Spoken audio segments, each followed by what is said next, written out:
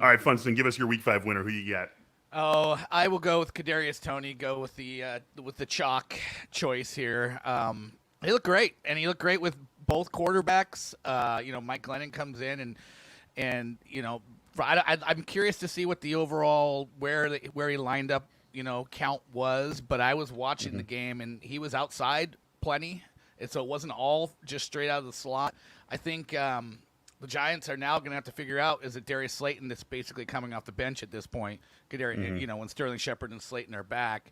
But I also have a feeling that the way the Giants season is going, all these guys are not going to be healthy at the same time anyway, so it might not matter. They're going to classic Giants season. Classic Giants season. Although Kadarius Toney tried to, take away a little bit of his victory at the end there with the punch, and he's got a little bit of an ankle injury, so it's not a clean win for him, but I would say he's a winner.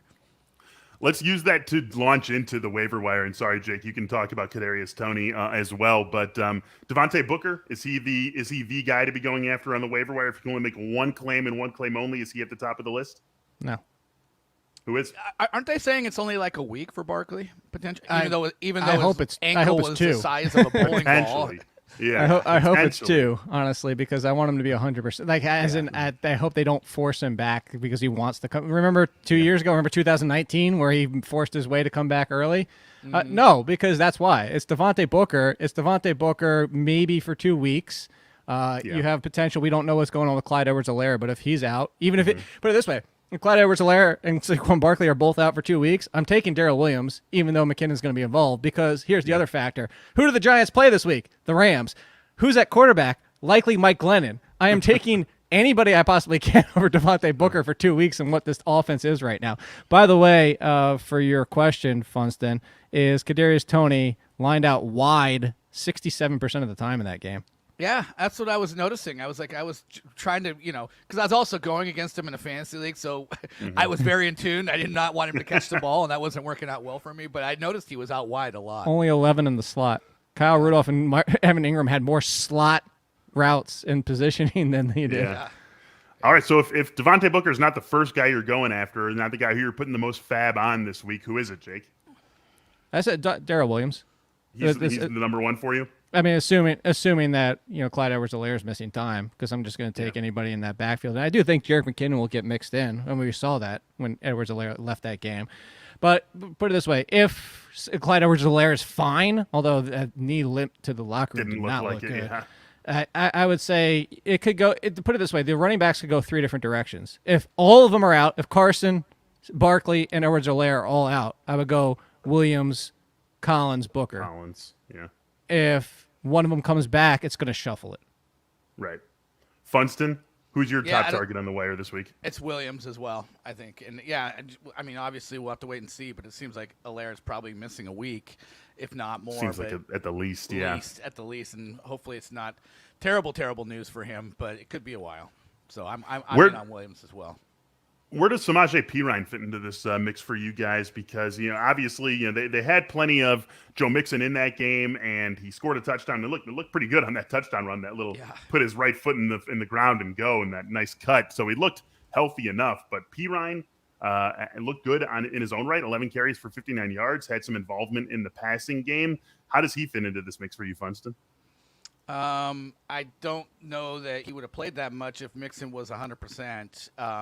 I guess you could kind of look at it as like a 1 week plug and play where Mixon might not still be 100%. You get Detroit this week, and maybe you can get a similar kind of performance, but I think this is something that sort of starts to wane out a little bit, and we see him kind of fade back into the woodwork as long as Mixon trends towards getting back to 100%.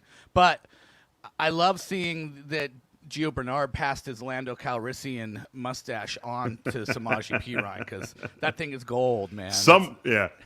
Someone's got to keep that alive in Cincinnati, so definitely good to see that. Jake, let me ask you this, since we're talking about, everyone would agree that it's those first backs we talked about. Then if you're still looking at backs, Samaje Perine would be probably in that next tier.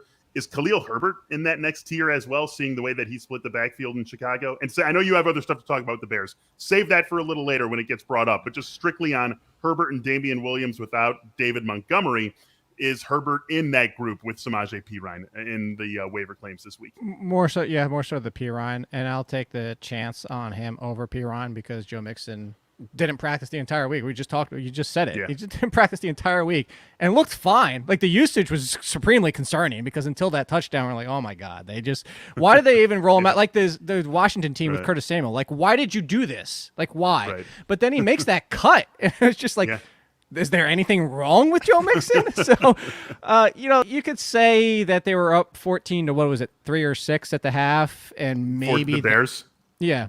14-3 at halftime. Yeah. So, like, you could say, okay, they had the second half lead, and maybe that's why Herbert got more involved. Whatever it might be, maybe he doesn't get a 50-50 split. Actually, Herbert out-touched him in the backfield for carries. So maybe that doesn't happen, but I think it looks like it's at least a 60-40. You can't see what Herbert just did and ignore that. And let's also remember the whole situation with him in college and Puka Williams is like they were both so good. Now, I know Puka Williams is irrelevant, but so good that he left and went bananas for Virginia Tech. Like that was part of the read. Like he is a really good running back. So I would say yes, he's in the conversation because if Damian Williams gets dinged up, even like just banged up, like not necessarily misses games, but gets dinged up between now and when David Montgomery comes back, Herbert could just end up being the lead between the two. Funston, Marquez, Callaway back in your life? You can talk about Herbert. They're on a bye. Michael Thomas is coming back. Sorry, Funston, go ahead. Callaway keeps scoring these like very highly improbable, touchdown. Like, end of half, Hail Mary touchdowns. You're not going to bank on that? Exactly. Well, and remember the one before that was Jameis doing his old school Tampa, just like chuck it and F it kind of throw, into the back of the end zone, and Callaway just happened to grab. So yeah, I'm not banking on anybody. Honestly, I'm not sure. I don't like Deontay Harris as much as Callaway there. He keeps making plays. But I'm wondering on Herbert. Like I feel like I agree that there's some kind of a split there. Damian Williams is 29 years old. They probably don't want to give him the full Montgomery workload. And honestly, Montgomery's 3 years. I thought you were going to say the full Monty. Sorry, the full Monty. I love that. That's great. They got to start thinking about maybe developing Herbert as their guy for the future. Like if Montgomery comes up and they don't want to extend him, then you got Khalil Herbert ready to go at that point. So.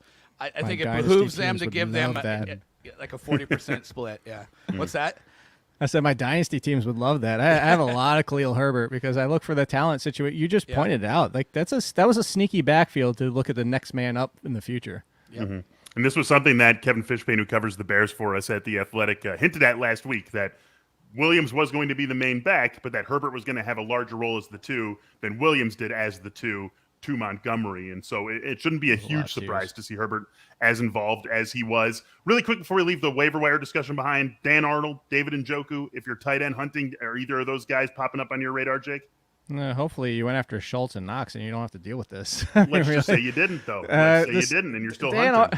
Come on, let's give Dan Arnold some props here. The guy. Why? He had a touchdown that could have been his that didn't go to him. Yeah, but he got 8 targets and he was like there for 3 days and he had a couple nice catches. in his first game. It could have been so much more. That's where I'm going. But yeah, I think it would be Dan Arnold. They traded for him. We talked about him last week. Funston, yeah, we're on the same page. I like Dan Arnold too. That's why I had him in a DFS lineup. I had Dan Arnold there for the price. And Njoku, I would love it if they still didn't have Austin Hooper and whether or not he's active any given week. Bryant still being in the mix, and it's still look.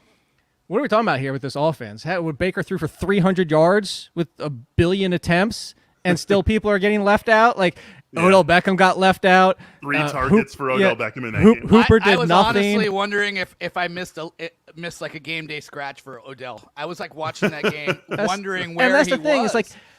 It's the same problem with the Browns passing game. There is zero consistency for anybody outside Maybe Landry when he's healthy. That's what I was about to say. Unless Landry is healthy, Odell Beckham, the tight ends, Higgins, Donovan Peoples, there is zero consistency on this team. It's the Lions.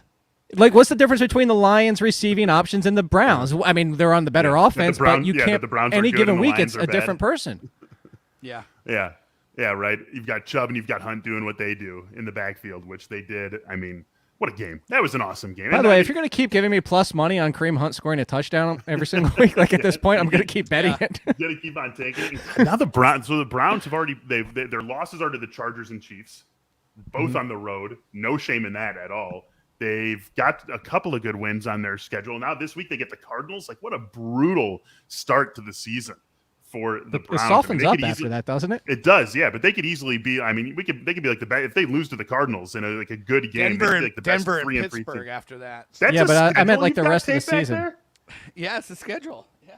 I joked about that. Oh, well, you were out when I said, I was like, he's got the schedule behind him. I mean, I'm looking at the rest of their schedule. After the Cardinals, there's Broncos, Steelers, Bengals, Patriots, Lions, Ravens. What the hell? Raiders, Packers, Steelers, Bengals. Like their schedule the rest of the season isn't, I mean, at Packers isn't pretty on Christmas, by the way. That would be a fun game. But they could easily, finish with 12 wins still? They could go from like 3 and 3 to 10 and 3, just like that. Certainly with that that's schedule.